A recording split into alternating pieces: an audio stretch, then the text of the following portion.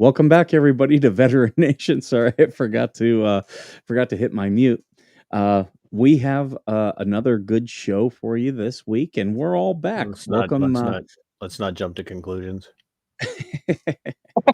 But welcome, my two co-hosts, TC and Kahanu. Welcome, guys. Good morning. Well, I feel. Are you a predator or something? Because you're like blurry, like Predator with his cloaking device. Are you okay? I got a digital background on. I'm in the garage. It's messy in here. But you are blurry, like personally blurry. Like you haven't restarted your phone for a while, have you? Nope. There we go. You just reminded me of Mitch Hedberg, the comedian who unfortunately passed away many years ago. But one of his good jokes was maybe Sasquatch is just blurry.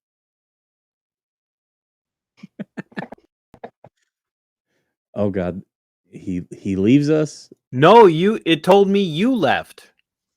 Nope, I've been here. Yeah, it said waiting for the host to join. I'm like, that's you. Which no, this is not my circus, not my monkeys. Good morning, everybody.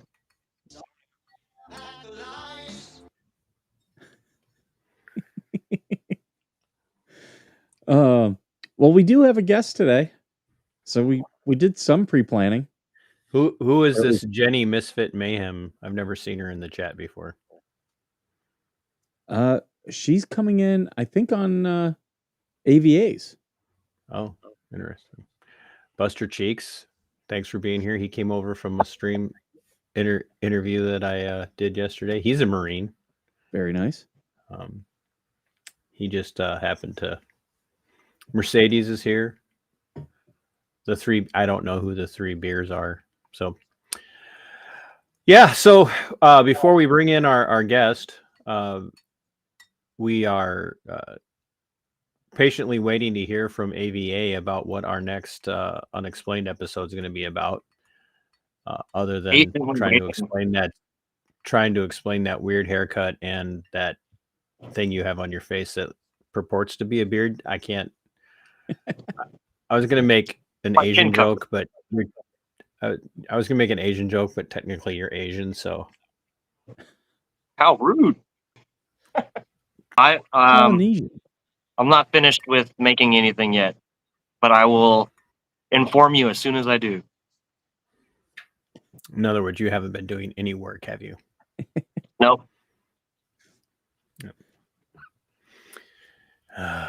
Other than working on my house, I've got repair after repair. Hey, welcome to being a homeowner. Yeah. He's been so much fun procrastinating, but he's putting it off. I was putting window wrap up and trying to do. Ooh. Yeah. Yeah, I forgot you guys got to do that in Minnesota. I remember doing that as a kid. Yeah. Putting stuff on your windows so it stays warm. Mm-hmm. Yeah. And I just learned something about you this week that I didn't know. About me? Yeah. Like you live in a rather historic named home, and I would imagine it's quite drafty. But no, we don't allow any drafting in our house. We are firmly opposed to the draft in our home. So, you mean because of the age? Yeah. The age and then the family name tied to your home. Yeah, we live in an Ingalls home. So for those of you who are fans of Little House on the Prairie, now you know how TC lives. It's one of the it's not a cabin in the middle of the prairie. It's a Victorian in the middle of town. So it is one of the older surviving homes in the town. And the Ingalls family that everybody's familiar with, the Wilder family that everybody's familiar with, did live here in town for a while. my daughter is a historical society director, which means she manages the museum complex here in town, which is both a Wilder museum and a generally specific town history museum. So she's a historical society director, and she takes care of all of that. So yeah, so we live in a piece of history where I make history. The hauntings in your house. Yeah, we've talked around it a little bit. So so I don't, not hauntings the same way other people see them, but no, you're not coming you are not coming to my house to do spirit. No, you do not do that stuff in your own home. No, you don't. That's why I'm coming to your house. I'm gonna do it at somebody else's. No, you're not doing it in my house. I'm telling you, you're not doing it in my home. I was on the Real Hauntings podcast talking about stuff in that I had experienced, and when I sent the email to Real Hauntings to talk about my experiences, I literally walked 4.5 miles out of town to sit down at a picnic table in the middle of the country on a bike trail to type up about my experiences, not in my house.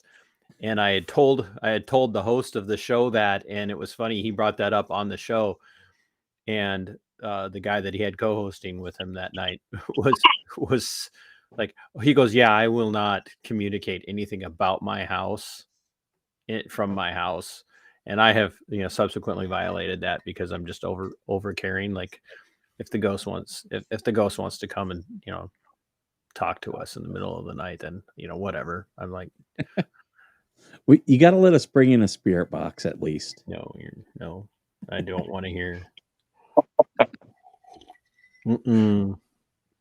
I've heard enough myself when it comes to my experiences. I don't want to hear why they're here and what they want. So, yeah, but big stuff coming for my channel, you guys. Lots of dash cam videos from state troopers and others, and I'm going to be hopefully have time today. I'm working on a medical kidnapping case, and where social workers and town cops colluded to medically kidnap a child from its family and had no warrant and any of that.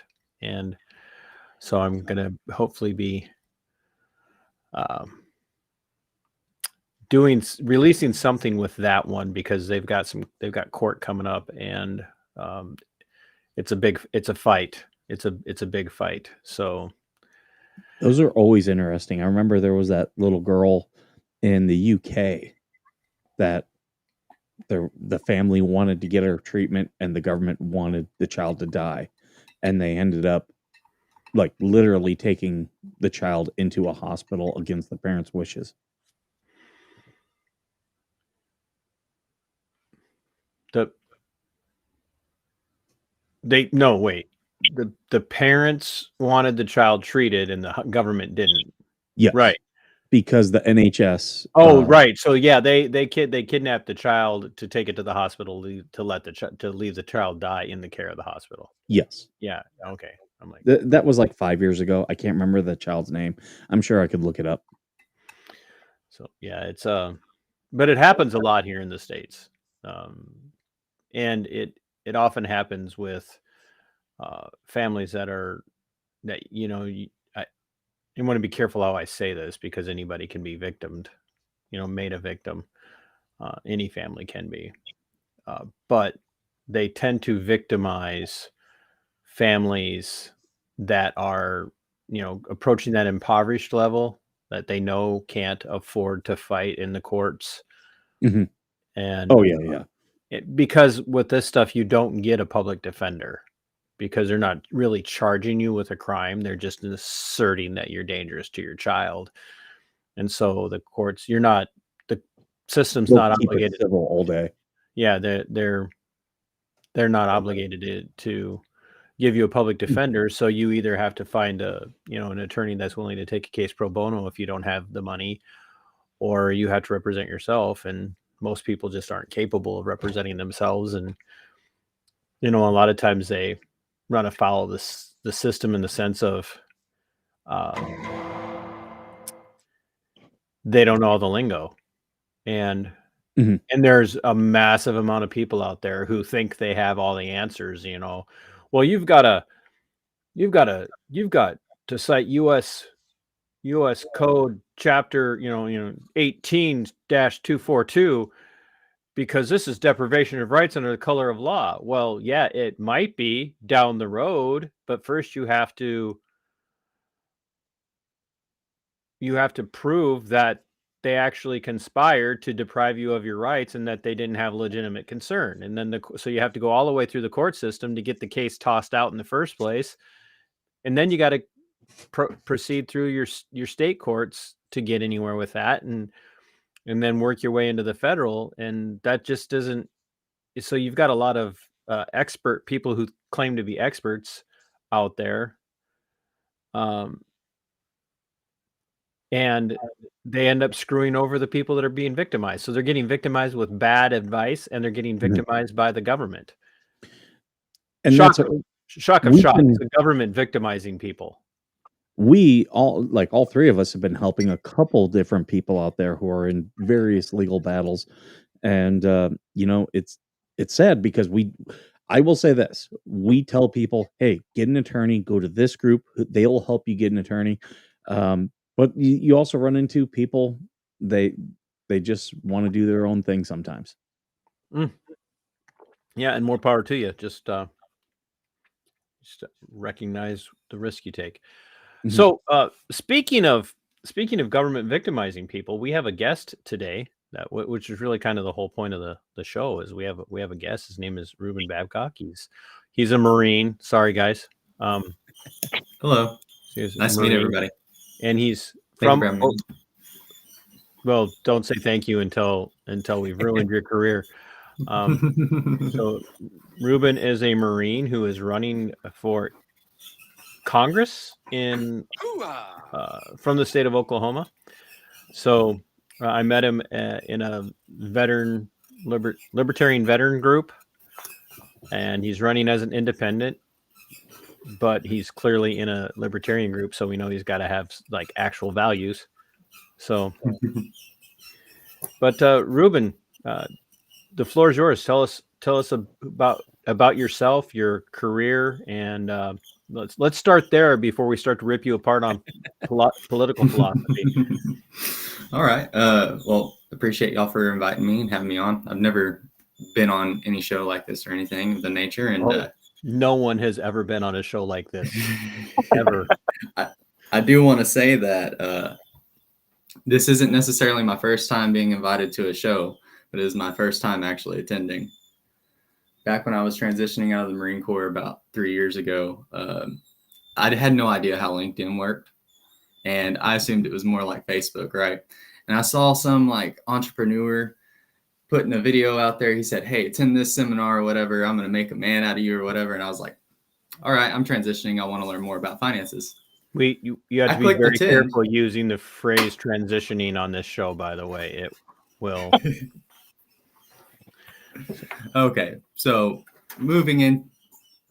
transitioning my life from Marine to civilian and trying to get out of the rigidity of everyday military life, I went out pursuing some more financial advice and everything, and I clicked attend on this seminar, and I did not realize that I invited myself to speak on this seminar. I just thought, oh, hey, I'm going to get a reminder to watch this. I ended up not showing, and it ended up being a big deal and ruined my LinkedIn career. So, yeah. So the guy that was going to make a man out of you ruined your LinkedIn career? I didn't know I didn't know LinkedIn was a career field, by the way. Well, apparently it's very big with professionals. That's why we don't have it.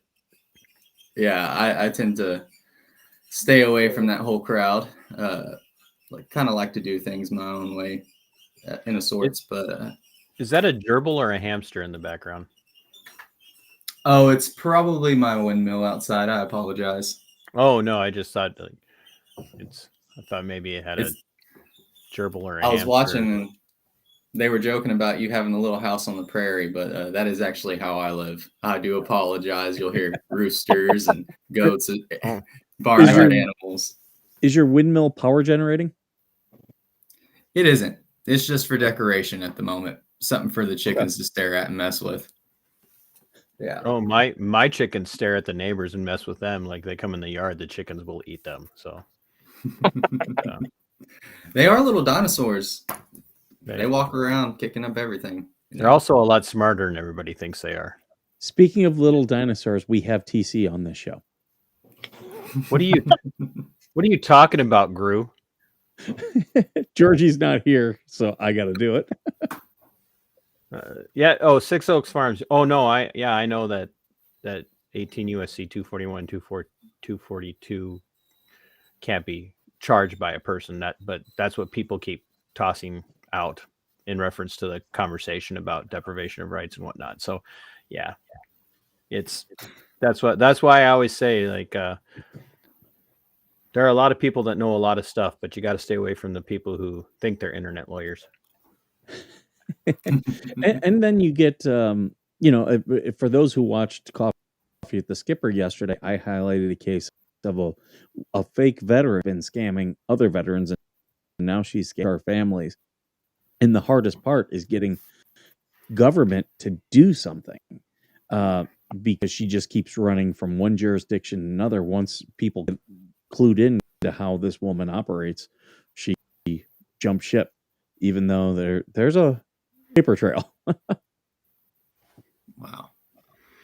Man, I think the biggest thing that we could do as far as veterans is just try to pursue an outreach to others to educate them about what the actual resources are out there. I've met so many of the older veterans that I've encountered through American Legion and such that if it wasn't for the VSO at the American Legion, they wouldn't know where to go or what to do. And unfortunately, some of them have been taken advantage of by those pay-as-you-go lawyers. Yeah, that's one thing. I get a lot of people who reach out to me, because of Veteran Nation, and that's the first thing I say is get yourself a VSO. I think Nancy's throwing shade at me in the chat. I don't understand that. That was very shady. I'm always nice to Nancy. I don't understand what that was for, but anyway. Maybe she was thinking I like PC. No, that's that Nancy was throwing shade. But that's all right.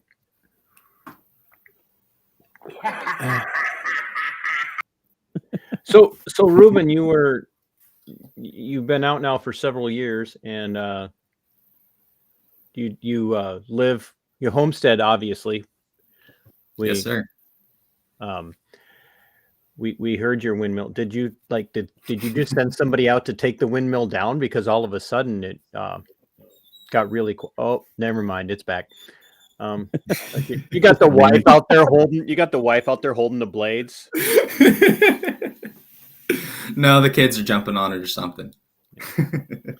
Oh, so you have AVA's kids? Probably.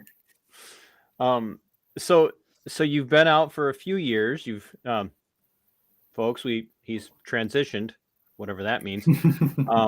So you're living the civilian La Vida Loca, and you decided you didn't have enough chaos in your life as you homestead and have children and chickens. You decided you wanted to throw your hat in the political ring. What office are you running for, and why? So currently I'm running for District 19 in the State House of Representatives for Oklahoma. And reason I chose to do it, honestly,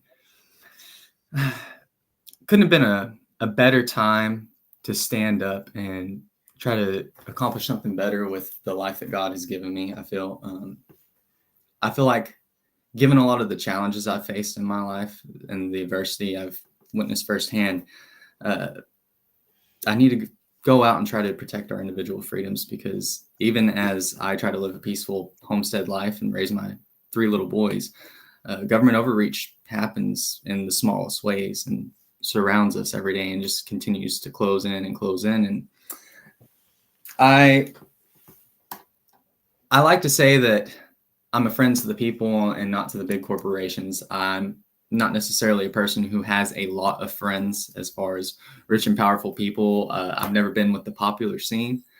So That's why you joined the Marine Corps. Exactly. Looking for that brotherhood, and then I just thought not getting being out. popular. That too, But once I got out, being out here on my own and realizing how greed has corrupted all the way down to the individuals that you talk to every day, as far as like your bosses and such. I don't feel like there's enough kindness being pushed out there and advocated for. And I believe if people wouldn't be so wrapped up with retaliatory politics and would give kindness a chance, then we may be able to move forward and make something better for our children as far as protecting individual freedoms. I don't think people realize that the more power we give our parties within the government, the more power we give the government to then exercise that against us whenever the party that is not your preference isn't in charge.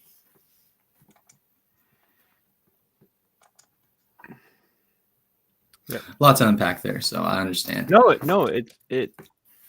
I was listening.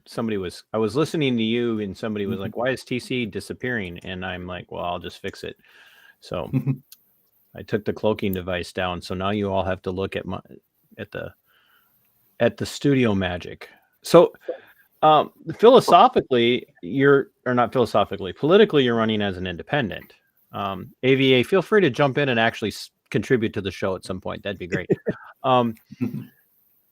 You are. I'm gonna hear about this in the group chat later. No. So you're running as an independent. So, and you're running in Oklahoma. You said District 19. Yes, and I do got to correct you a little bit. I am not running as an independent. I did have to align with the Republican Party to get anything done out here. Oh, well, so we have to, let the veteran libertarian group know that, because they introduced you as an independent, if I remember correctly.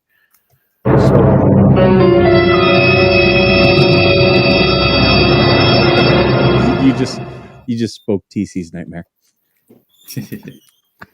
I align more with the Republicans, obviously, than I do with the Democrats. I would never vote for a Democrat, but come on, let's just be honest. That's the problem we face out here in Oklahoma. Reuben just brought up the fact you want to get somewhere, you have to align, and that's ridiculous.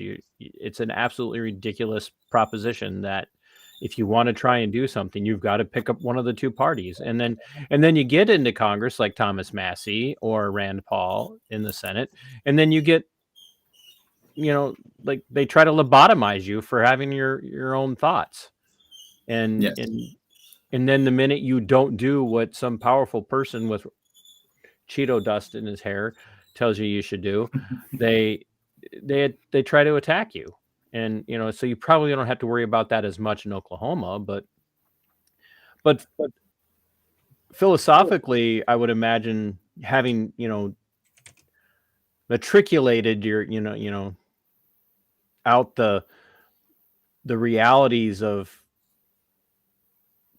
political philosophy, you end up in a veterans group for libertarian veterans. So I would imagine you probably have a very strong constitutional originalist position, very pro-liberty, which is not going to sit well even in Oklahoma with a lot of the Republican base. So do you have a challenger? Is there another Republican running in your district? Are you fighting for an endorsement, or? There are two others. It's an open seat, and the representative vacating his seat, he term limits out. He is running for lieutenant governor currently, but he is also pro-liberty, and he is very big on rooting out corruption. In fact, you were mentioning the medical kidnapping case that you were looking at talking about, and it reminded me of one that we have here in Oklahoma, and I was wondering if it was possibly the same one, because that representative is currently trying to expose corruption. Yeah, mine's in Minnesota, but thanks for making me aware that there's more out there to talk about, because my life's not enough of a nightmare. Yes, it's happening each and every day, and that's part of the reason why I want to continue in following this guy's footsteps. You know, he's not afraid to say that he doesn't necessarily agree with the entire scope of what the party's doing here in Oklahoma, or necessarily the people in power, and he's trying to fight to expose it all and make something better from it. You know, we want government that works for the people here in Oklahoma. But Buster, go ahead, Skipper. Go ahead. Oh, I live sadly in California. TC, well, me and Kanu both are in California, and TC's in Minnesota. So sadly, I'm not up as much on Oklahoma issues and laws. What are big issues that you think you'd like to focus on in your campaign? So child welfare issues are number one in regards to my focus and the work that I've considered my life to be. I grew up as a kid that was failed by the foster care system, failed by the Department of Human Services here in Durant, and also failed by the courts. And by the time anybody ever did anything about my abuser, I was well above age to have anybody take care of me or guide me in life. And I had to go out there and find out things on my own. With that, I'm very thankful for the people that have helped me along the way. But I realized that if it weren't for those people, opportunity doesn't present itself to those who are vulnerable and cast aside. And that's one thing I want to ensure is protected for children, is the opportunities to succeed in life. And I don't believe that with current legislator apologize, my mind's running faster than my mouth.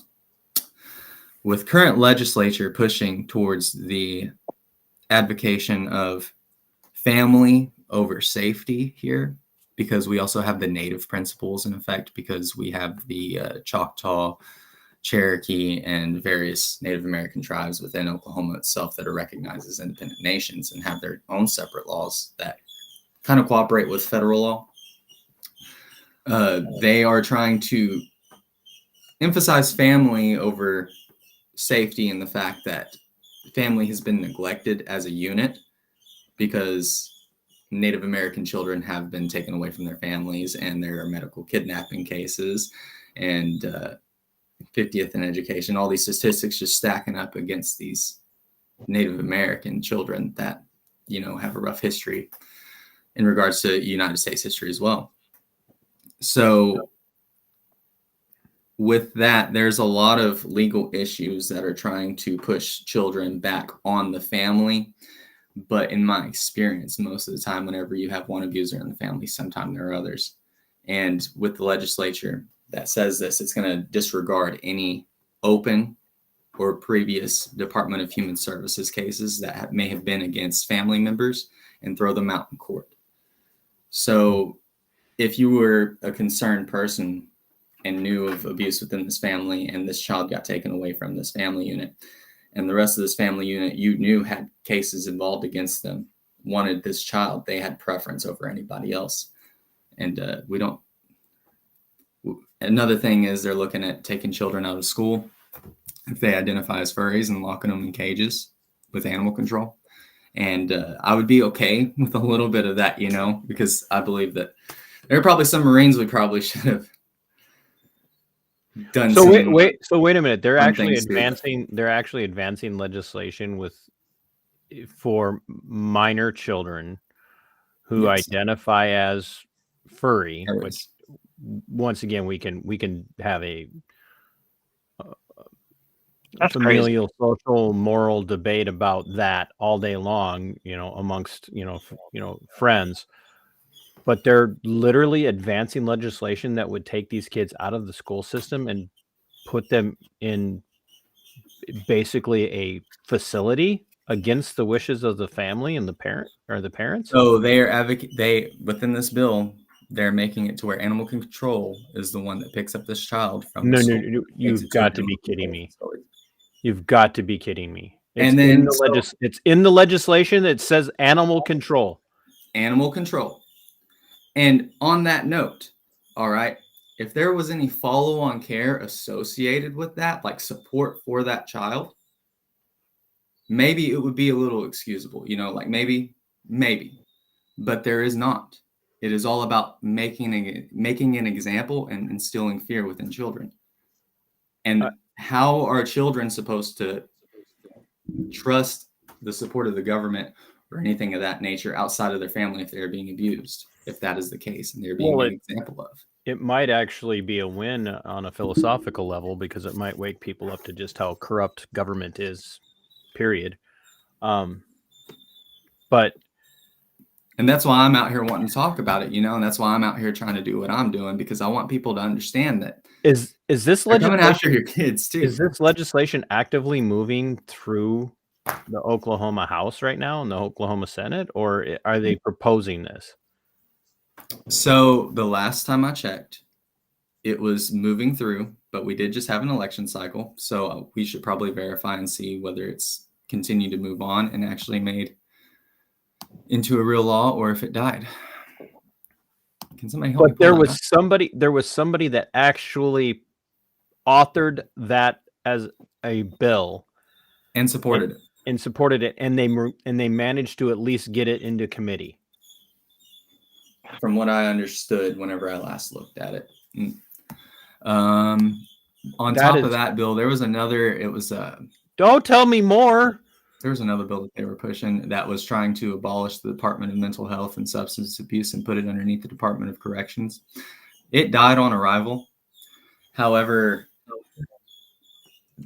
the representative that introduced that bill was the one that is coming from my district that's term limiting out.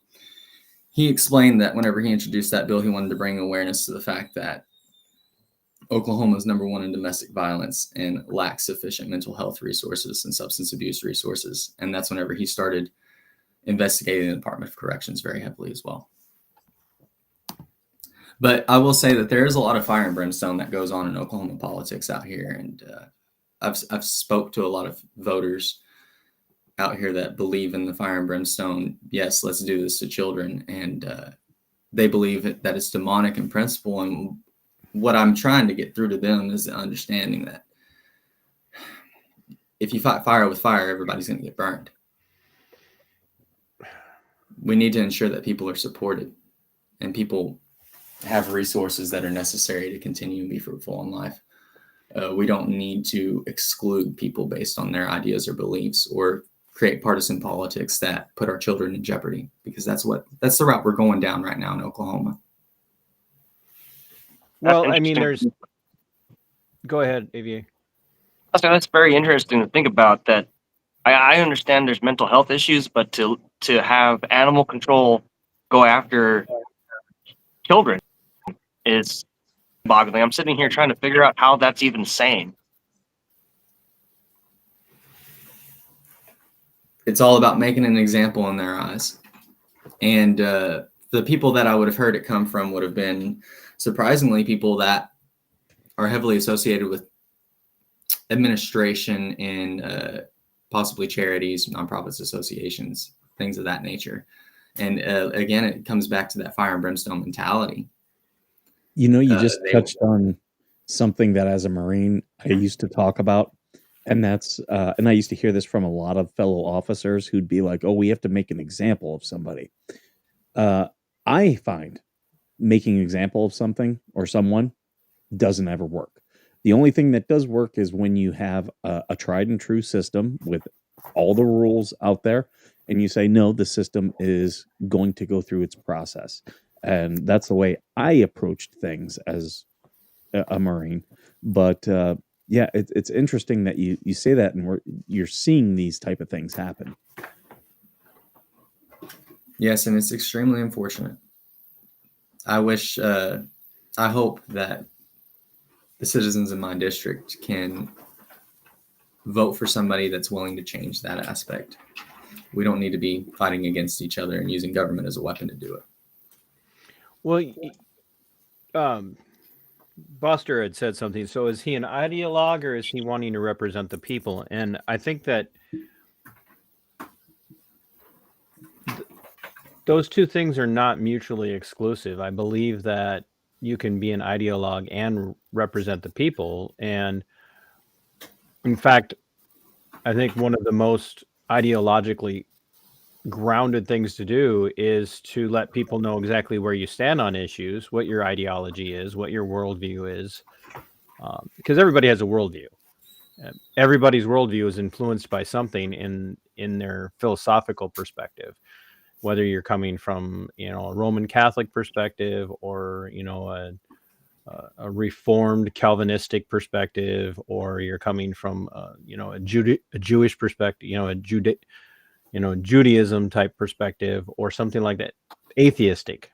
Everybody has a worldview. Everybody has a religious worldview. And the problem is that a lot of people are willing to abandon their ideology to garner votes and to remain in office. And if you're upfront with your ideological perspective, if you're upfront with your thesis of service, if you will, people will vote for that knowing that you're going to stick to that. And I brought up Thomas Massey earlier. Thomas Massey is a perfect example of that. Thomas Massey is an ideologue, and his constituents adore him. They absolutely adore him. And so it's not, being an ideologue is not a bad thing unless your ideology, and it's very hard oftentimes for someone who has an unpopular ideology, even if that ideology is a positive, to get into office. And so I think being upfront about that ideology and running on it, win or lose, is the right way to be, and it's also the right way to serve, because that's what people expect. So thank you for explaining a little more on that, TC. That's something I believe in as well. I want to let people know that while I do have these views and I do see things from this nature, that I am trying to work for them, with them, that, I'm not just trying to say that I'm friends with this guy and that guy and we're going to make this happen. No, whether I'm friends or not, we need to make things happen. Whether I believe in the same things as that person or not, we need to make things happen for the people. And I don't see that happening right now. Right. And that's why it's currently, you go ahead. Well, and that's why if you get elected, your constituents are the people who voted for you and the people who voted against you, or the people who didn't vote at all. Correct. But the people who do vote for you have an expectation that you are going to do what you said, which means you need to remain ideologically consistent, which is what is missing from 98% of the people that hold elected office across the United States. And that is not me being hyperbolic.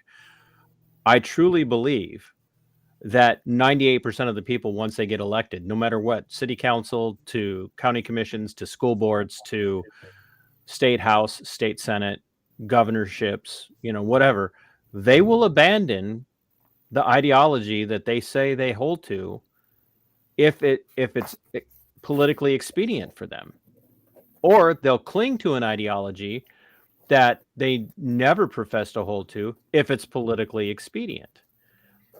And both of those things can be very bad, very bad. And even your constituents who don't vote for you will respect you for sticking to your ideology. And that's what we see once again. I hate, to beat a dead horse, so to speak, but that's, you talk to the people in Thomas Massey's district. And there again, he sits at the federal level, in the House of Representatives. They'll tell you, like, we know, even though we didn't vote for him, we know what we're getting with him. And we respect that. We oppose it, but we respect it. And so, you know, and I think that Buster's asking good questions, which is why I'm bringing them up. But he said here, I didn't say it was good or bad. I'm just trying to know what his position is. You can, okay. And then he goes, I mean, I guess some people would expect you to be a representative and not necessarily concerned with your personal beliefs. I don't know. So the question is for someone like you, Reuben, do you abandon your personal beliefs when you get into office after you've expressed your personal beliefs, your ideology, or, you know, because I don't think that doesn't make you a statesman. That makes you literally one of the worst types of politicians. I agree with you, and that's not something that I'm looking to do at all. I've been very upfront with anybody and everybody that I've approached. I believe I do apologize for the Libertarian page if they did label me as an independent. I may have read it. I may have read it wrong. It does happen on occasion. So I believe in standing for your principles, but also it's the way you execute it that matters as well, depending on the type of profession you're doing. And, you know, considering that I'm running for representative, I have to remain true to myself while also executing the will of the people. And so there may be comments or concerns that I have along the way that go against the job that I might directly have to do. But at the end of the day, I'm not going to sell myself out, and I'm not going to sell the people out. I can't. It's not in me. I almost said something that would be inappropriate to say with, you know, I was going to make a Marine joke and buddy fudgers, but join the army. But there's a stark difference between serving at the state level in the House of Representatives and, you know, serving at the federal level in the House of Representatives. And I think a lot of people ask a lot of questions. You know, I've seen people talk about this with their local representatives running for the state house or the state senate. And they'll say things like, well, what's your position on the Ukraine war? You know, what's your position on funding for Israel? Or what's your position on federal laws about, you know, possession of marijuana and use of marijuana? And they'll literally ask that of a person who's running for state office. Yeah. And a lot of times the person who's running for state office will allow themselves to get bogged down in that question. And so I'm interested in, you know, with your liberty-minded constitutional originalist perspective, I'm interested in what you believe or what you know to be the role of a member of the Oklahoma House of Representatives. Like, what are some of the focuses and focal points that you believe that the House of Representatives should be centered on as a representative? What issues are important at that level? To me, the way it should be is not currently the way that it is. And I'm looking at this with a background in like Lean Six Sigma, quality assurance, production efficiency type management stuff. And the first thing that I try to identify whenever I'm trying to figure out the way an organization or corporation works is the areas of fraud, waste, and abuse that I can eliminate right off the bat. And what I believe the role of a representative to be in the House of Representatives to be, it should be a research powerhouse that does social studies and scientific studies on the effects of the laws that they're trying to introduce. I don't believe that we should necessarily be throwing things out just based on principle. I think there needs to be more research associated with it. And I understand that there are interim studies that do occur in the off legislative seasons, about 8 months out of the year. However, a lot of those interim studies are guided by whoever is paying for the bill to be lobbied, if that makes sense. Like there's not in most cases, like pretty sure y'all have heard of Ryan Walters, right? I have not. Okay, well, he's a very big political figure over here that was involved in a lot of scandals. He was an elected state superintendent by the people, and they're actually looking at changing the way that position gets put into effect. But anyways, he was trying to put Bibles in every Oklahoma school, the 10 Commandments, prayer, make religions necessary as far as Christianity. And there was a lot of government overreach going on with that. And people were just behind it because of the principle. And they weren't necessarily trying to study the effects of what that principle partisan-backed bill would cause. They were all looking at what they could get out of it, not necessarily what the people were actually getting out of it. And that's something that a representative needs to ensure is happening. They need to be the ground level worker that ensures if I'm authoring this bill to pass it on to the Senate, we need to try and figure out all the loopholes and all the ways that it can be exploited both by people and corporations. And I don't believe that's happening. Right now, they're using it to make loopholes for those things to happen. Now, TC, stop me because my question is going to be off topic. So if you want to keep going. Which is always Skipper's way of saying that he's about to make a really bad joke. No, I'm actually not, surprisingly. But so I've been following this case out of Nevada, and it's the case of National Guard Sergeant Allison Bailey. She was sexually assaulted by another guardsman. She reported it. They did an investigation. The military determined it likely happened. The investigation turned over to civilian authorities. They couldn't prove it, so they stopped everything on it.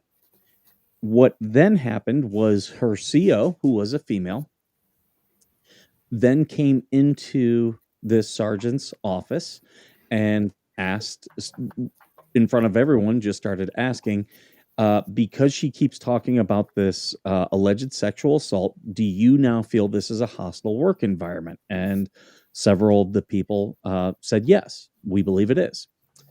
So what happened is, because she was in a state status and not a federal status, she was not given the right to a court martial. She was administratively separated, did not have the right to say, no, this is BS. I want to go in front of a jury of my peers. And she was summarily thrown out of the National Guard. A medical condition that she had that had been identified, now she was not getting treatment for, and she passed away due to it. And I've been talking about that story and working with a state legislature in Nevada to try to get the law in Nevada changed to where it doesn't matter if you're in a state or federal status, that you have a right to court martial.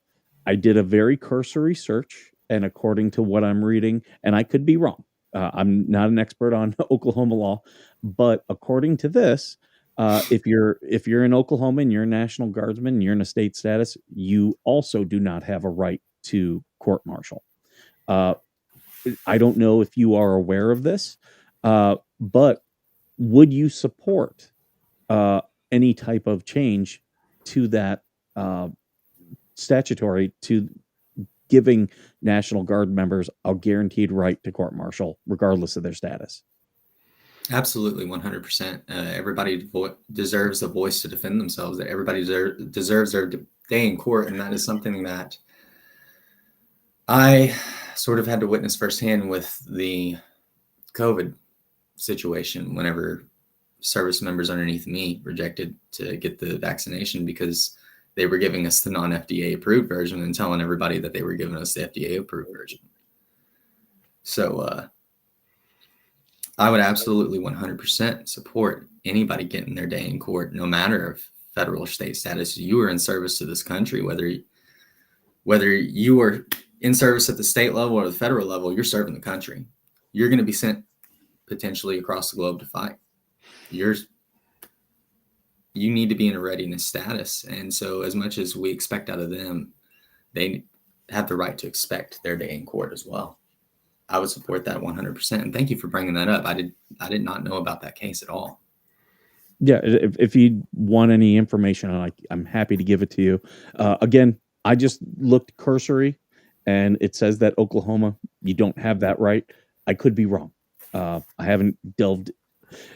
I know Nevada, you don't have that right, but I do know it's not in all 50 states to where some states do guarantee you a right to a court martial, some do not, and those that do not mainly rely on, well, we can't get a JAG, it's going to cost too much money, but as you and I both know, there's no requirement for it to be a National Guard JAG judge. It just says military when you're court-martialed, and you can be court-martialed by a Coast Guard judge. You could be court-martialed by Air Force. It doesn't matter.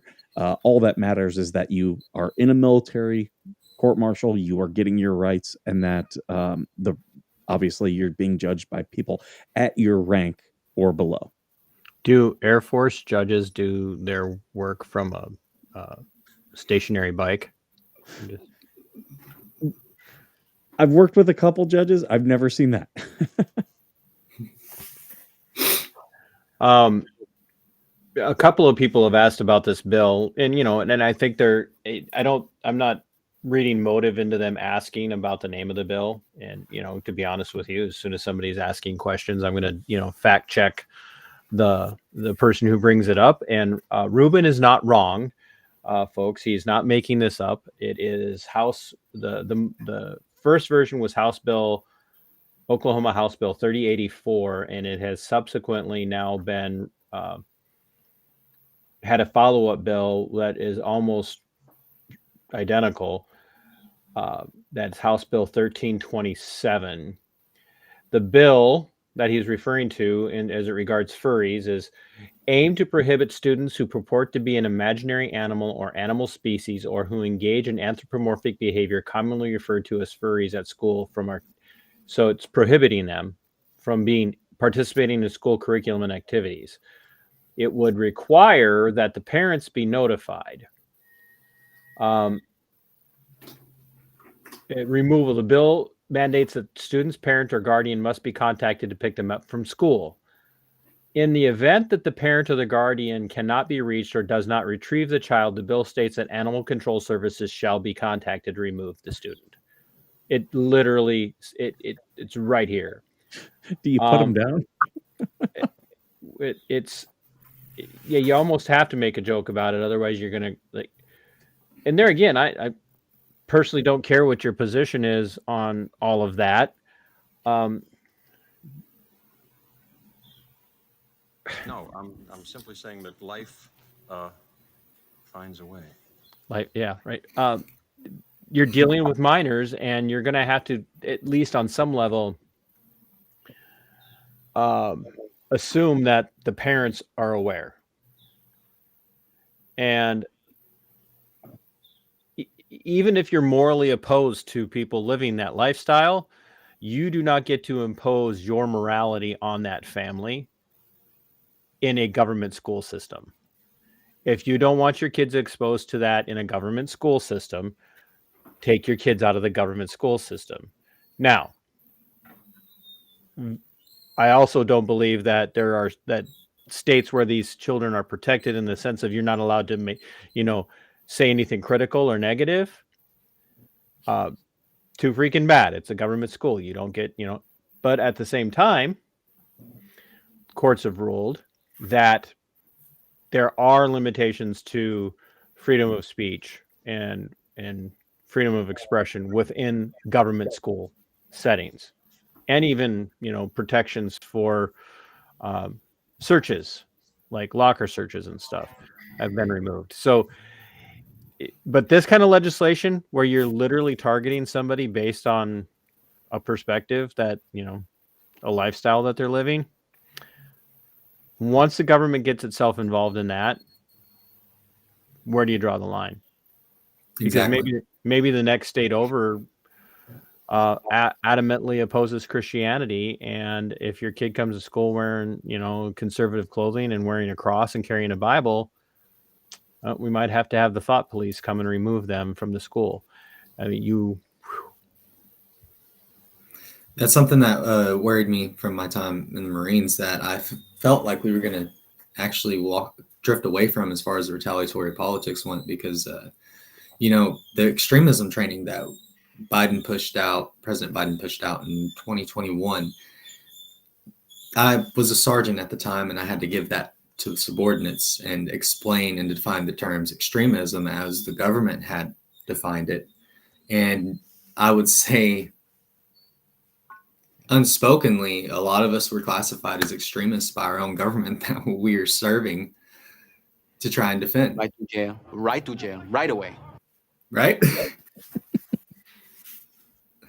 So I was hoping that we might go in a different direction underneath this returning administration, but it doesn't seem to be the case. It just seems to be further and further down the rabbit hole.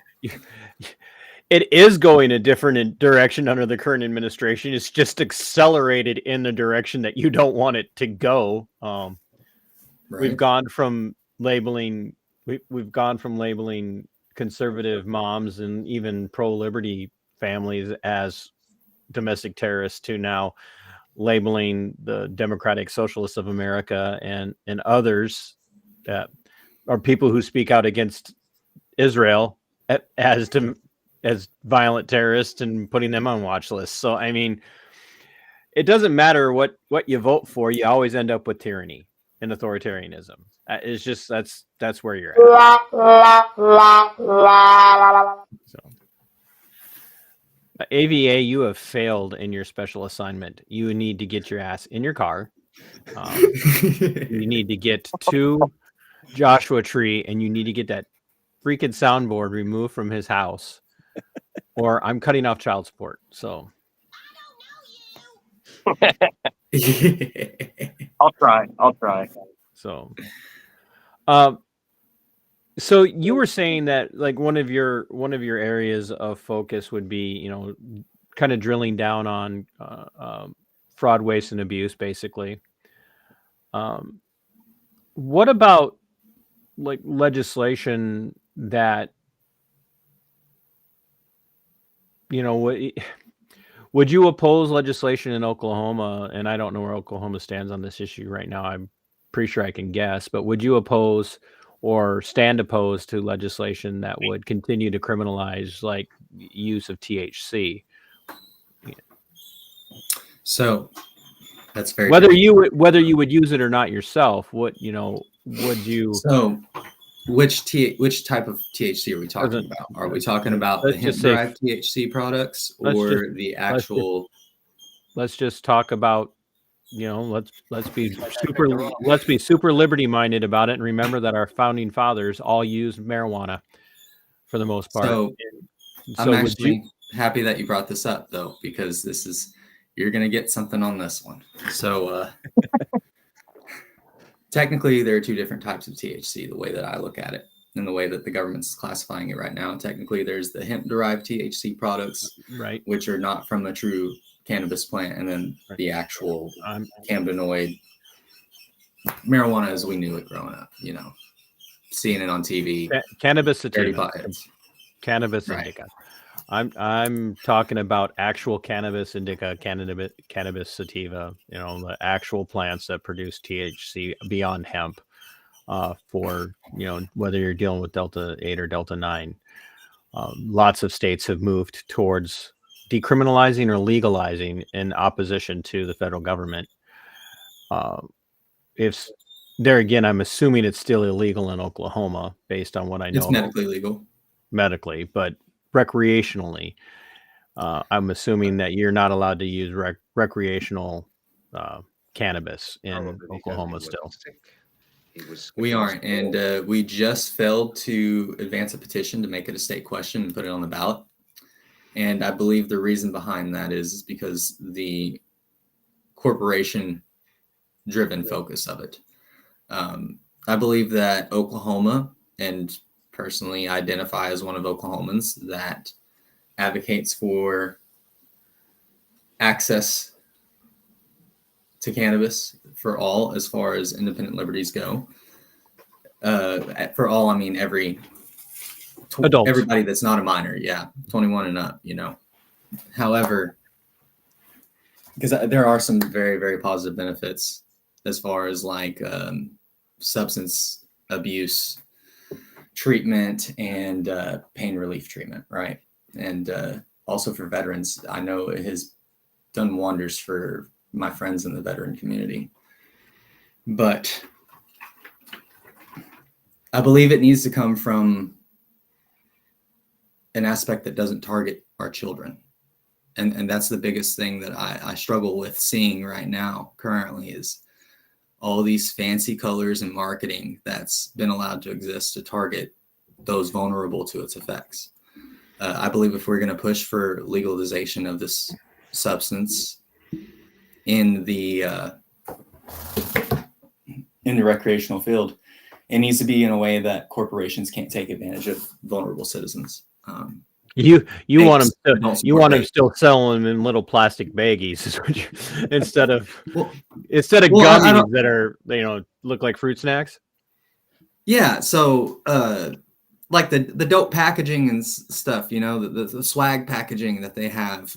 Everybody has their own designs nowadays, and everybody has their own gimmicks. And I understand it; it's a business, but I feel like it's pushing its way into more of a big pharma type business than it is for the people, an actual vendor of medicine trying to help. And I believe if we're going to advance legislation that decriminalizes and recreationally legalizes it, we need to ensure that we protect the citizens from the aspect that we're doing it from. And we're not looking out for big corporations like Mango Cannabis and such. It's actually interesting hearing you say that, because I live in San Bernardino County, biggest county in the United States. And right next to us is Riverside County, which is actually probably the biggest legal producer county-wise, because there's just so many companies there, and they've embraced the business side of it.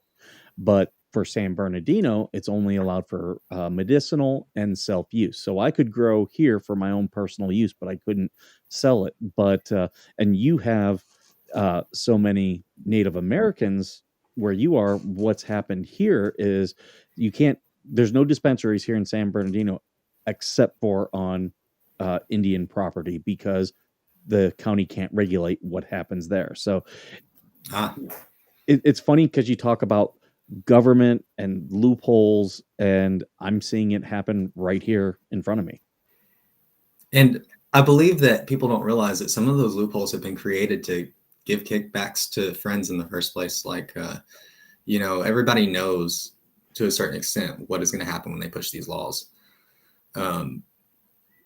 They're just not advertising it. They're not being forced to put down all the dirty, dark secrets that they're uncovering whenever they're doing these studies. And that I believe in transparency for the people. 100%. We need government transparency. We need people to do the jobs that they're supposed to do, and not the jobs that they want to do in the way that they want to do them.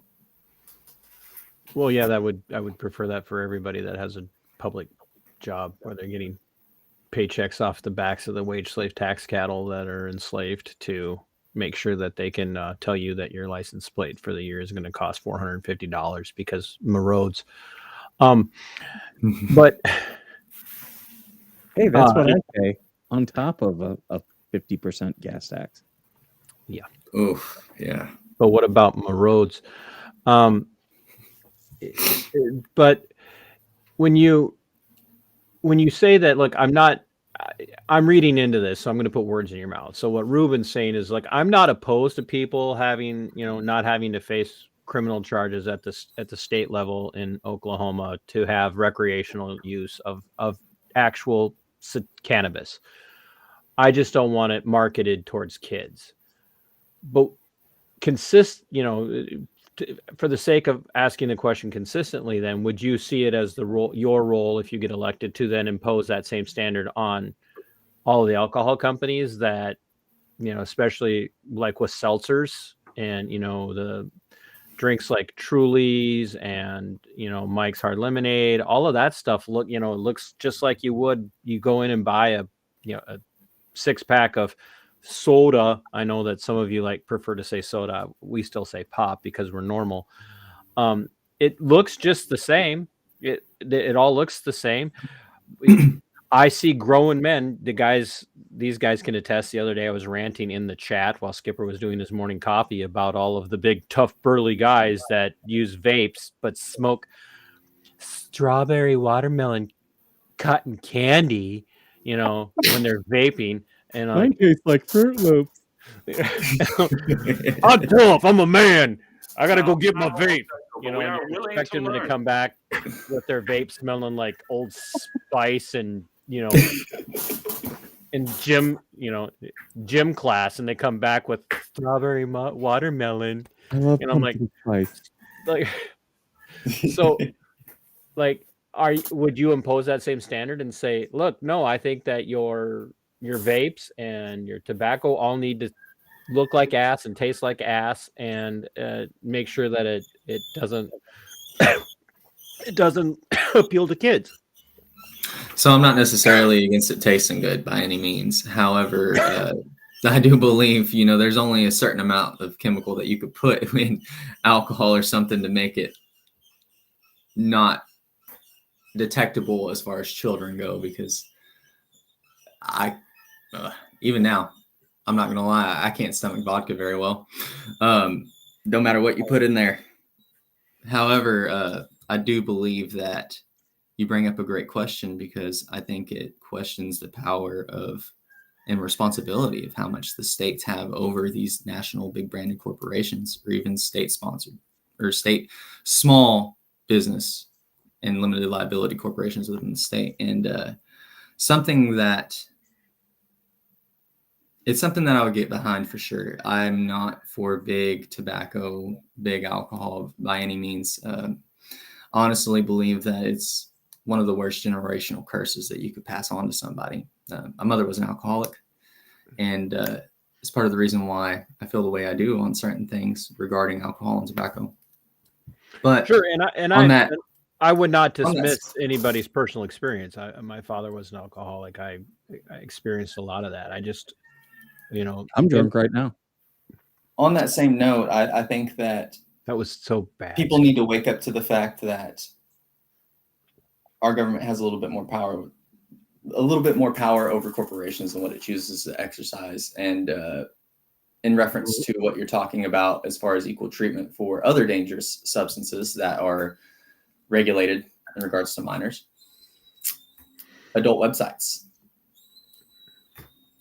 Oklahoma passed a law to where you have to show age verification and facial recognition scan, everything of that nature, to view anything that is considered an adult website. And that goes from anything that's labeled to actually being an adult website to anything that might potentially contain adult content, as far as they know. Like, for example, I do a lot of research on engineering documents from like the 50s, 60s, 70s, because part of my personal job is gas turbine engines and their repair. And I have to go on a lot of PDF repositories on the internet. And even those, they say that they may contain adult content. You have to do the whole scan, just give your ID and everything else. Now, if the state government is willing to exercise that responsibility against international corporations that are adult media websites, why are we not doing that for American websites and American media? And I'm not for necessarily state censorship, but just appropriate barriers for our children. Because I know for a fact that there's things on Netflix that are rated G that have suggestive undertones to them. And it goes against this. It goes for the same principle as, marketing towards children. Again, these dangerous substances, these dangerous ideas, these dangerous philosophies that humans are objects and objects rule the world. It's interesting that your perspective is that the federal government has more authority over corporations than it chooses to exercise. I actually think that the transverse is true. I really Well, there's believe that. obviously the laissez-faire, the hands-off policy. Well, not. I don't think the federal government has a laissez-faire policy. I think the federal government actually has, and I think most state governments do not have a laissez-faire policy. Most of them have a very much a burgeoning. I don't want to go to an extreme. They very much have a burgeoning Encroachment? No. I'm going to throw it out there. An economic Marxist mentality about who should control corporations. And the vast majority of people out there, both left wing and right wing, are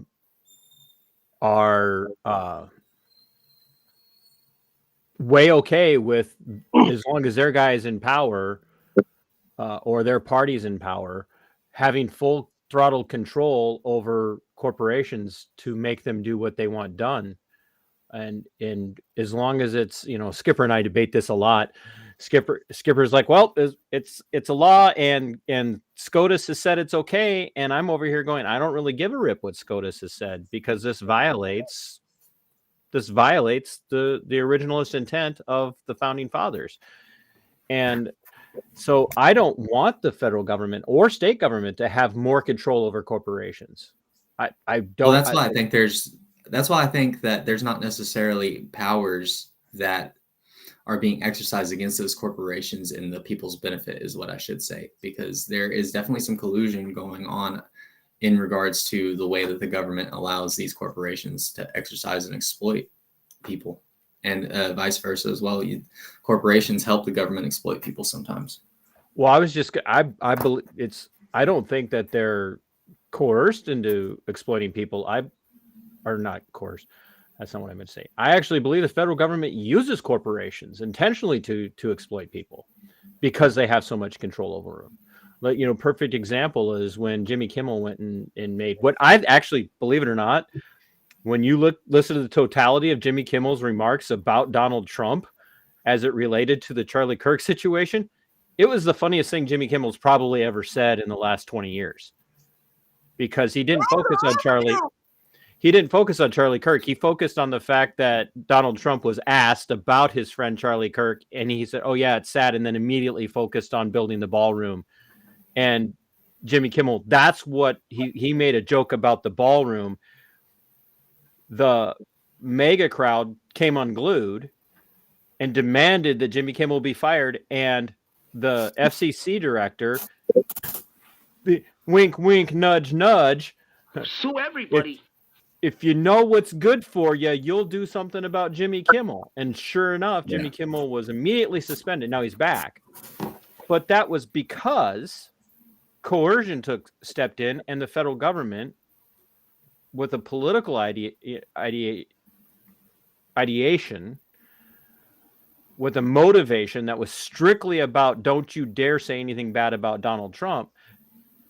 His guy at the FCC stepped in and made it clear that if ABC didn't do something about Jimmy Kimmel, there were going to be consequences. And to me, that's a perfect example of why we need less government involvement in making these decisions, and it needs to be more market driven. And if it needs to be in the hands of somebody, it should be in the hands of the most local segment of government, which would be municipalities and counties. The direct people that it could affect, as far as Yeah, and so how do you feel about Chevron deference? Oh, like the fact that it was overturned? Yes. It's one of the best things to have come out of SCOTUS in the last 150 years. All right. Yeah, I kind of agree with that as well, because that's touching on the same thing that you were talking about as well. Government kind of working with the corporations to exploit the people. What's interesting about that is the Chevron doctrine was created to alleviate cases at the federal courts. And while it did not alleviate cases at the federal courts, the only court that is taking less and less cases is the Supreme Court over that same time frame. But there's way more federal cases today. Yeah, and just so people are aware, Chevron deference, not its roots, but what actually ended up tearing it down was Chevron deference was basically you had to submit to all federal regulations and inspections, no matter what, based on, and I'm way oversimplifying this for people in the audience to understand, that the legislative bodies and the executive bodies kind of shifted enforcement and policy setting directly to the different agencies and put enforcement and policy setting in these agencies' hands, and then said, you guys go out and do whatever you need to do to execute these laws, wash their hands of it in a Pontius Pilate sort of way. And the last case that really, the case that tore down Chevron deference was literally a family owned business of tuna fishermen who were being forced to take, was it it was an FDA. No, FDA inspector. Food and Drug Administration, or was it the USDA? I think it was USDA. U.S. Okay. Department of Ag, wasn't it? I think it was U.S. Department of Ag. But whatever, they were being forced to take a federal inspector out on their boat with them for an entire day. And they had to pay the wages of the inspector as well as the inspection fee. And this inspector was coming out there sometimes multiple times during the week. And it was driving this family into bankruptcy is what it was doing. And they finally said, enough's enough. We're not doing this anymore. And then, of course, the threats came. Well, we're yank your certifications. We're not going to certify your product. Yada yada yada. They took it through the system, and SCOTUS actually did the right thing, And they made some other decent decisions, but not everything that they've decided has been right. But they've dissolved Chevron deference and said you don't get to charge people. You don't get to make them pay for the thing that you're using to beat them up. That's what it was. So yeah, I mean, I'm glad you brought it up, but I don't care what level you're at. I don't care if it's your municipality. Like, right. You have rental properties in the little town that you live in, and I can understand charging, a inspection fee to some degree or another, because to secure a time or whatever. But to make them pay for the hours invested in the inspection, it's just asinine. It's just absolutely asinine. And I there again, I'm a anarcho-capitalist that, if I had my utopian ideal, we'd, all decisions would be made by the local community, and we'd all be living in a free market. We're an autonomous collective. Yeah. Hey, if you want to live that way, and you want some tart in the lake to make you king, I'm fine with that, But that's for those who are not Monty Python people. Are you even a human being if you don't get that reference? But how much of an uphill battle do you think that you're in with with two other challengers? You're running are the challengers other Republicans? You've got to get through to the nominating, to the nominating and endorsement process, or is it just an open run where there's three of you running, whether you're Republicans or Democrats or independents or libertarians or whatnot? Or are you just there's three of you vying for this open seat just to get the nomination from the GOP in your district? That's currently where we sit. There's three of us going for this open seat, trying to get the nomination. And currently anybody can still step in. We got until April to figure out how many candidates there are actually going to be. Right now, there are no announced independents or Democrats running against us. So really, the Democrats they're just like, we'll see what happens in April, or pretty do much. they just commonly not run candidates in that district? I don't think they run candidates in this district very often, or at least in the past 12 years. Before, it had been Democratic controlled for a little bit, but I think past 12 years, they haven't put anybody up. So I think that there's only around 3,000 to 5,000 in the demographic. An overwhelming majority are Republican, with 5,000 independents. So you said that your assessment is you tend to align more with the guy who's, running for lieutenant governor and who's vacating this seat due to, aging out, so to speak. Do you think that you stand to get even a more endorsement by default position from this guy? Has he even begun to talk about whether or not he'll endorse one of the three of you? Will he stay out of it? What do you think that looks like? I know he's talked to me. I don't know that he's talked to anybody else, but I don't think he would give out that information. He's probably going to try and stay out of it given his own race, and it's going to be left up to the people. And as far as the uphill battles that we're going and facing, I would say, I'm probably outspent, but I'm not outspoken by any means. I'm definitely trying to do the work of getting out here and talking to the people, and ensuring that if I am the one chosen to lead, I'm going to lead with my best foot forward in their voice and not strictly off of my biased perception of whatever I view life to be or my friends. Oh, do you see yourself as a more of a shoo-in than maybe some of the others because of your views? Do you think you align really well with the district, or do you think that bringing up stuff like this House bill that I read in a little bit in detail that you had mentioned, do you think being opposed to that, and then you have right on your campaign header, Christian veteran conservative,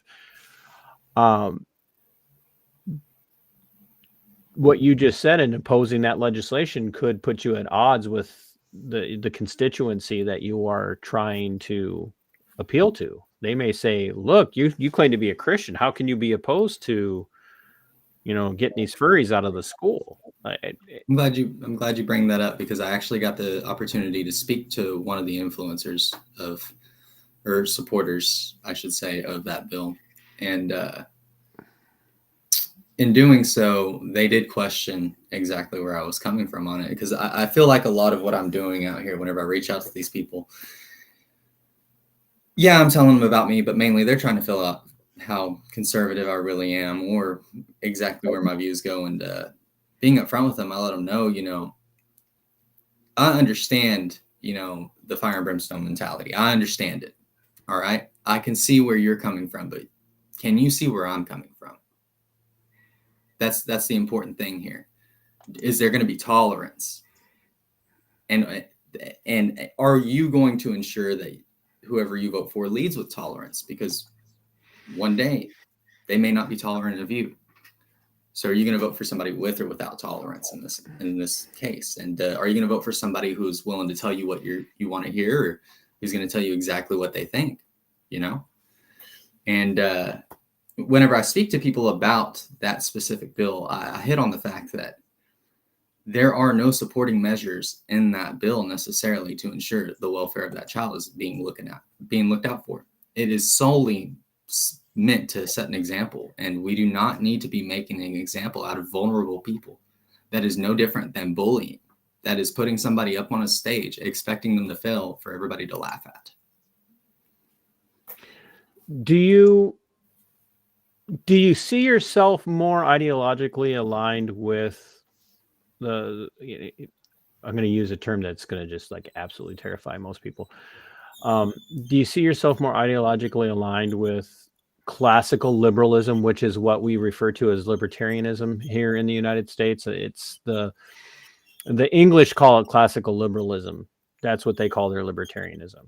So do you think you're more aligned with libertarianism and libertarian philosophy, or do you think you are more in keeping with what has commonly been referred to as traditional conservatism in the U.S. today?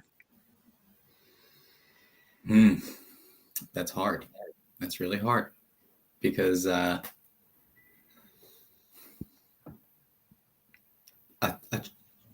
say I find myself right in the middle, trying to define it and take the test. Even like, I guess I would say I do identify more with libertarianism, classic liberalism, more for individual freedoms. Yeah, good. I believe we'll definitely bring you on my show then for an episode. we'll really put you under the spotlight.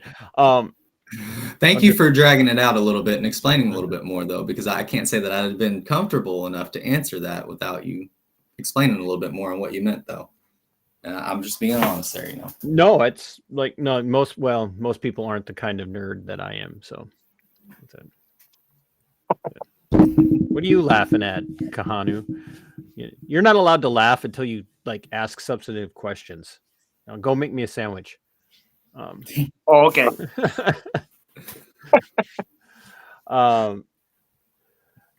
Long inside joke about that.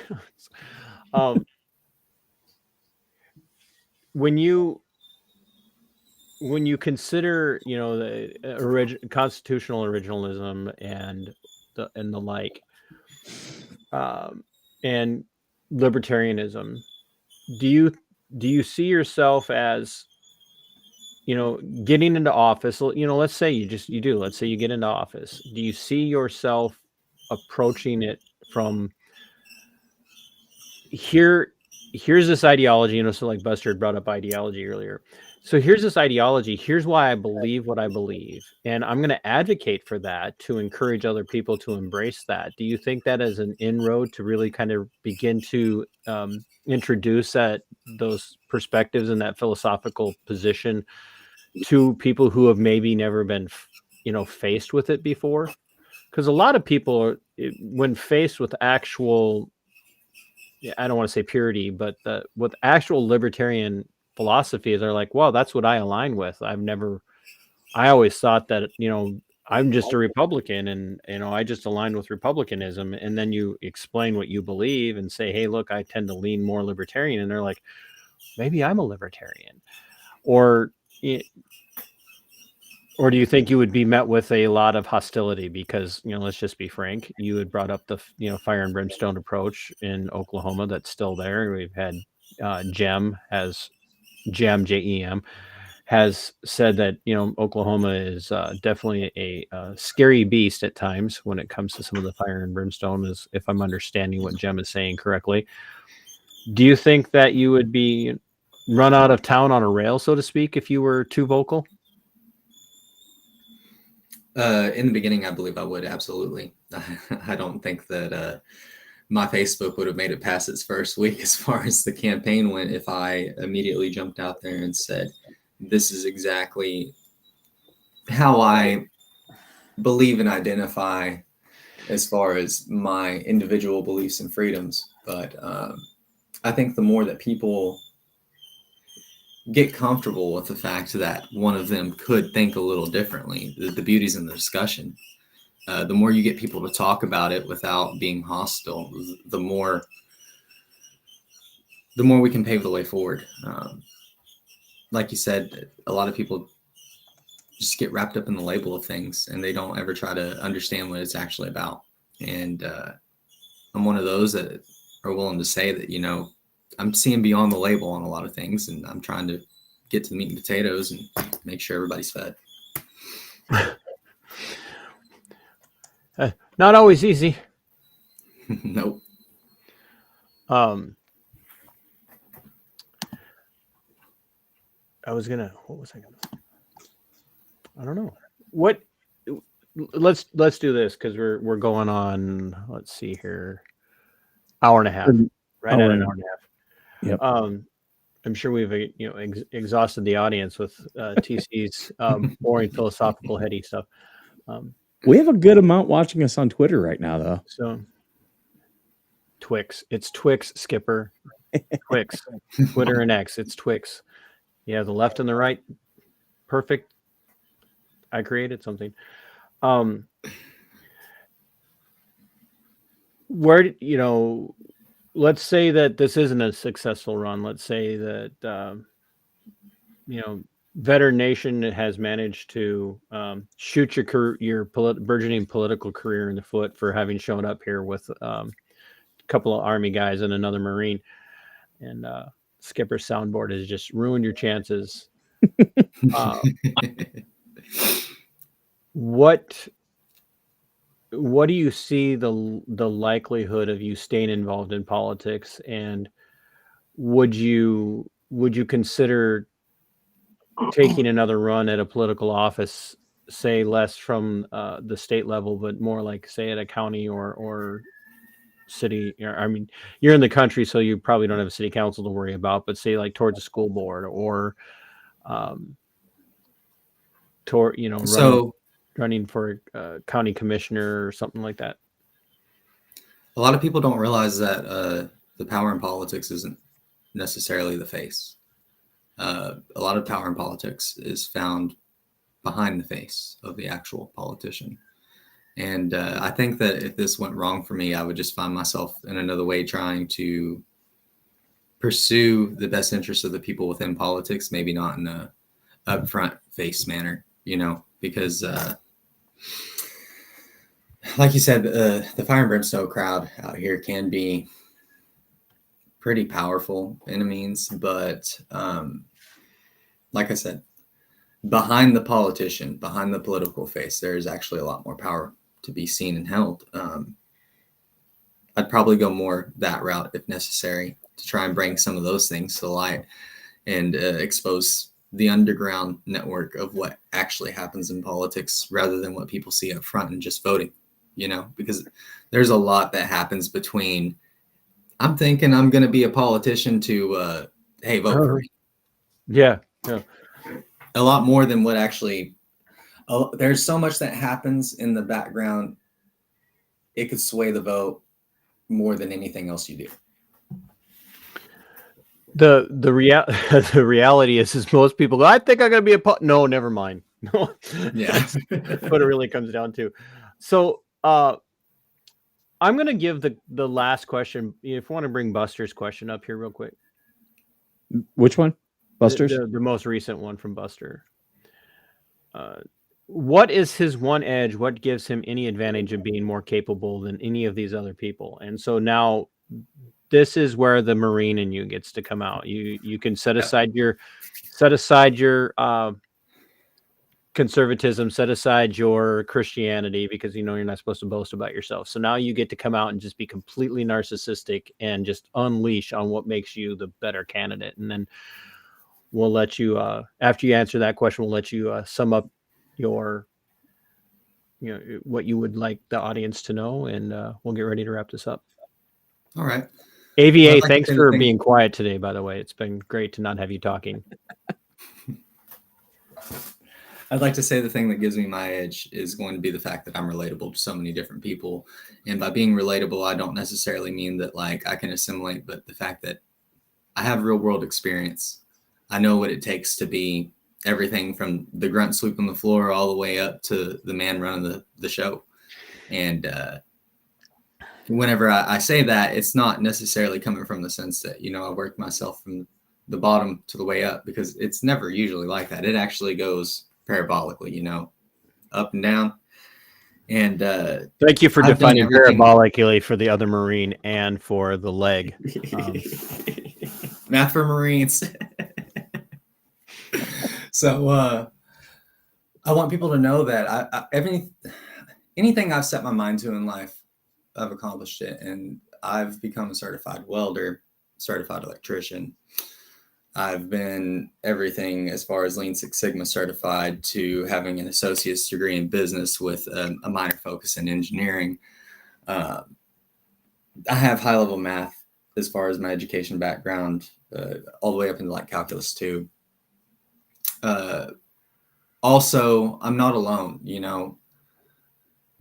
What I mean when I say when I'm not, what I mean to say when I say that I'm not alone is the fact that it's not just my cumulative experience that gives me an edge, but the people that are around me as well. My wife, she is deeply involved in education. She is becoming a high school English teacher. She graduates this May, and she helps me do a lot of my research and ensure that I'm credible on a lot of my sources. And she helps keep me informed as far as the current state of education versus politics. And there's also the simple fact that I'm a Marine. There's no fight worth running from. And I'll fight down to the very last breath that I have to ensure that our freedoms are protected. That's what I signed up to do before, and that's what I'll sign up to do again. And I'll sign up to do it every single day of my life. And I would hope that my children would follow that example. And I just want to that's point what out gives me my edge. I just have so much to push this forward medal with. right here, second one in. That's a good conduct medal. How in the world did a Marine get a good conduct medal? That's what I want to know. So. Well, if Not you getting notice there's caught. no sea service ribbon, then that probably answers that question. So one thing I'll leave you with as you embark on really campaigning to see if you can get that nomination or endorsement in April is here at Veteran Nation, and I do speak for the totality of Veteran Nation on this one. I'm not even afraid of Skipper or AVA backing out of this. We are big proponents of a legislative movement here in the United States that is sponsored by Bring Our Troops Home, and it's called Defend the Guard. DefendTheGuard.us and Bring Our Troops Home. And Defend the Guard, the legislation that we're moving throughout all 50 states, and we're making some headway in most of the states that are, able to push, is that before before the president can deploy National Guard troops from any state, each state would, in passing this law, would require that their governor before their governor can agree to deploy troops, Congress has to do its job at the federal level and actually finally declare a war before sending our troops off to take part in any conflict around the world. And so no more sending troops to foreign countries without an actual declaration of war. And if Congress can't do that, then this legislation at the state level would tie the hands of the governor in agreeing to send those troops off. And we, like I said, we are making headway, but we're running into those things. But we need voices who understand how important that legislation is and why we need this in each of the 50 states. So I would encourage you to check out Defend the Guard legislation, to reach out to the Defend the Guard organizers, find out who in your state is on board with it, and get on board, especially as a veteran. Because I can honestly attest to the fact that 98% of the combat veterans that I have talked to are 100% behind this legislation. Because it is a life-saving measure. Our blood and treasure should not be going off to foreign countries that do not pose any actual threat to the homeland, to actual Americans. So I didn't ask you about whether or not you would support it because I was relatively certain you had never heard of it. So I would encourage you to check out Defend the Guard and study up on it and look at it as you campaign. So, Reuben, I thank you. I agree. It looks like something is happening to my internet. Yeah, it's our show, so it's probably not you. AVA is still looking like Predator there with his blurriness every time he moves. So it looks like maybe we lost. Oh, maybe he's. There he. It jumped a little bit. I think we got him. Got him. once again speak for the show. We're very thankful that you took time to sit down with us. And if you ever want to come back on, if you have developing, views and positions, or you want to flesh out something or whatever, just reach out to us and let us know. And make sure you tell your, friends and family to watch this all, we'd appreciate, you said you don't have any friends, so we'll take 3 views. So yeah, I think his internet's freezing up on us. So It's delayed a little. you got to get somebody out there spinning the blades of that non-power generating windmill to. I apologize. It seems like my maybe internet's giving out on. I think Elon Musk did No, it's like you fine. calling them Twix. So, on that note, thank you guys for having me, and I will definitely check out defendtheguard.us. Awesome. Thank you. Skipper, Kahanu, anything? Nope. Thanks for being here. Yeah, And we're glad you were here. We, needed a face to pick on instead of just Skipper this time. I want everyone who's watching, if you're so inclined, go check out Reuben's website, babcockfordistrict19.com. He does have a donate link and a volunteer link. So if you're looking to do either of those are right there on his website. And yeah, that's all I have. Well, I Skipper, you ready to take us out of here and do our close? I'm going to say this too here at the end. I've had some people ask me, because I say this now and Skipper and I say it, and I'm sure Kahanu says it. We end every episode that we do together of this, Vet Nation Live, which we need to get back to doing more often. We end every episode with thank you for being worth serving. Not one of the 3 of us wants to be called a hero. We're not looking for a handout. We're not looking for accolades. None of us is more of a better person strictly for having served in the military, combat or non-combat related.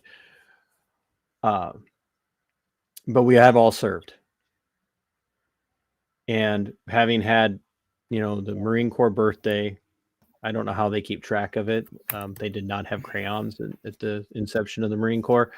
But we had Marine Corps birthday, and then we had we had Veterans Day.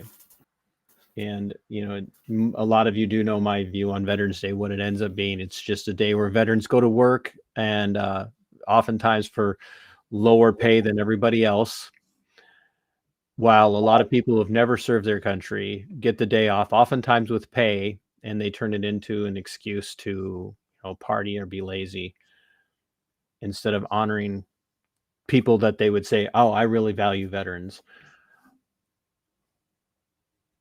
The best thing you can do in light of Veterans Day is actually being worth serving. That's what we would beg you to do. All accolades and, hey, let me buy you a coffee or a beer and all of that, or let me get you your dinner. We don't need that. Okay, maybe we would take a free beer. But we don't need that. And the vast majority of the other veterans don't need it. But we want to be remembered by people who are actually worth the idea of possibly sacrificing blood and life. So do something with the freedoms that you still have to make what we have lost, especially over the last 20 plus years, worth having done, no matter what your views are on the endless wars that we've been involved in. Please, for the love of all that's holy, make the 22 a day not have been a waste. I'm begging you to really be worth serving.